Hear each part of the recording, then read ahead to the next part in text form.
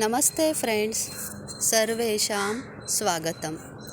Today, 7th shloka of Sri Venkateshwara Prapatti.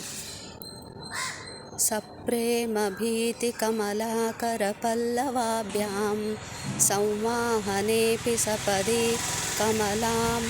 कमलमादधानौ कान्ताववाग्मनसगोचरसौ कुमार्यौ श्रीवेङ्कटेशचरणौ शरणं प्रपद्ये.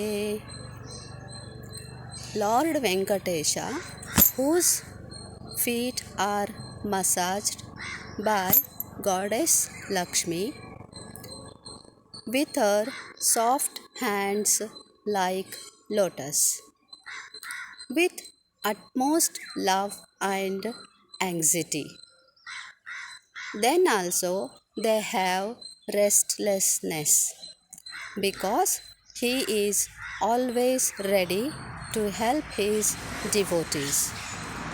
These feet of Lord are so soft and charming, like the feet of young women, and they are out of reach of mind of anyone to describe.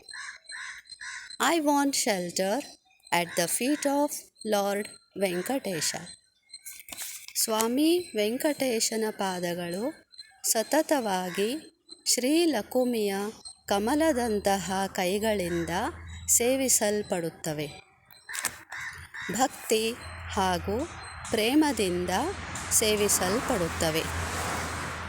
ಆದರೂ ಸಹ ಸ್ವಾಮಿಯ ಪಾದಗಳು ದಣಿದಂತೆ ಅರಿವಾಗುತ್ತವೆ, ಏಕೆಂದರೆ ಅವನು ಭಕುತರ ಸಹಾಯಕ್ಕಾಗಿ ಯಾವಾಗಲೂ ಓಡಿಬರುತ್ತಾನೆ. ಹೀಗಿದ್ದರೂ ಸ್ವಾಮಿಯ ಪಾದಗಳು ತರುಣಿಯರ ಪಾದಗಳಂತೆ ಮೆದುವಾಗಿಯೂ ಚೆನ್ನಾಗಿಯೂ ಕಾಣುತ್ತವೆ. ಈ ಚರಣಗಳ ವರ್ಣನೆ ಮಾಡಬೇಕೆಂದರೆ ಯಾರ ಮನಸ್ಸಿಗೂ ಶಬ್ದಗಳು ಸಿಗುವುದಿಲ್ಲ. ಅಂತಹ ಶ್ರೀ ವೆಂಕಟೇಶನ ಚರಣಗಳಲ್ಲಿ ನಾನು ಆಶ್ರಯ ಬಯಸುತ್ತೇನೆ. ಧನ್ಯವಾದ. Thank you.